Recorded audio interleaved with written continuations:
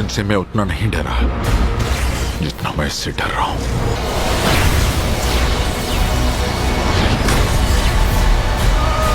7 साल, 3 Marvel phases, दर्जनों फिल्में और आखिरकार वो पल आ ही गया जिसका हर एमसीयू फैन इंतजार कर रहा था। लेकिन सवाल ये है, क्या एवेंजर्स डूम्सडे सच में एंड गेम से भी बड़ा धमाका करने वाली है, या मार्वल से पुरानी यादों के सारे फैंस को वापस बुलाने की कोशिश कर रहा है? इस वीडियो के आखिर तक बने रहिए, क्योंकि मैं बताऊंगा ट्रेलर की वो हिडन डिटेल्स जिन्हें शायद 90% लोगों ने मिस कर दिया है, और आखिर में दूंगा बिल्कुल ऑनेस्ट वर्डिक्ट।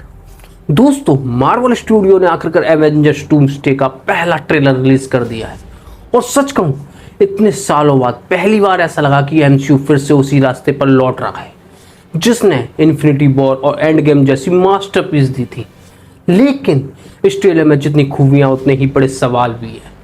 इस ट्रेलर की सबसे बड़ी हाईलाइट रॉबर्ट डाउनी जूनियर का डॉक्टर डूम बनकर लौटना। जिस इंसान को हमने आयरन मैन के रूप में एमसीयू का दिल माना, उसी को अब सबसे खतरनाक विलन के रूप में देखना अपने आप में गूज़बम्प मूवमेंट है। सबसे अच्छी बात, मार्वल ने उनका चेहरा पूरी तरह रिवील नहीं किया, सिर्फ मास्क, ग्रीन हुड और उनकी प्रेजेंस। यानी मार्वल अभी भी अपना सबसे बड़ा कार्ड छुपाकर खेल रहा है।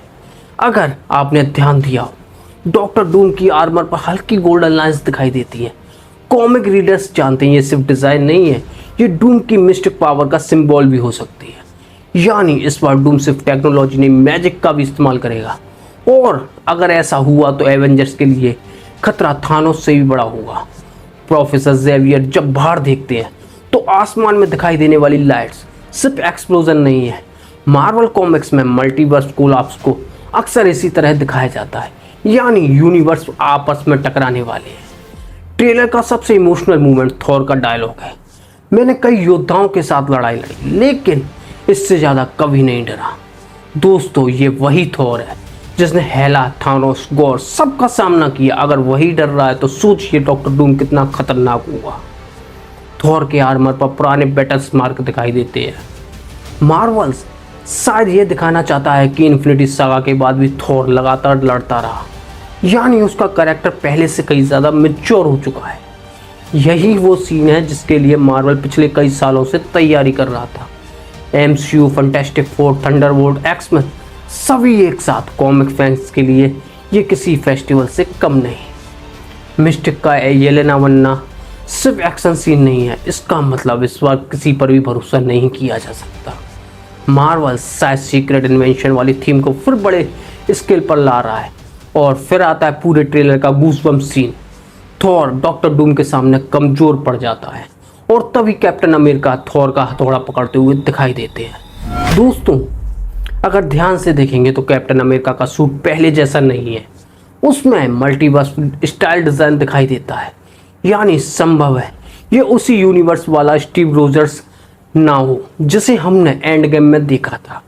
मार्वल जानबूझकर मिस्ट्री बना रहा है। सबसे बड़ा सवाल, स्पाइडरमैन नहीं, वोल्वरिन नहीं, क्यों? मेरे हिसाब से मार्वल जानबूझकर अपने 2 सबसे बड़े सरप्राइज छुपा कर बैठा है। अगर ट्रेलर में ही सब दिखा देता तो थिएटर एक्सपीरियंस खत्म हो जाता। अब बात करते हैं उन कमियों की जिनके बारे में शायद कम लोग बात करेंगे।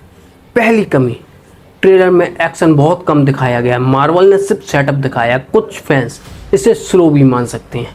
वहीं दूसरी कमी, डॉक्टर डूम की एंट्री शानदार है लेकिन ट्रेलर में उनका कैरेक्टर अभी भी मिस्ट्री बना हुआ है। उनकी मोटिवेशन बिल्कुल नहीं दिखाई गई। अगर विलन की राइटिंग कमज़ोर रही तो इतना बड़ा हाइप भी बेकार हो जाएगा।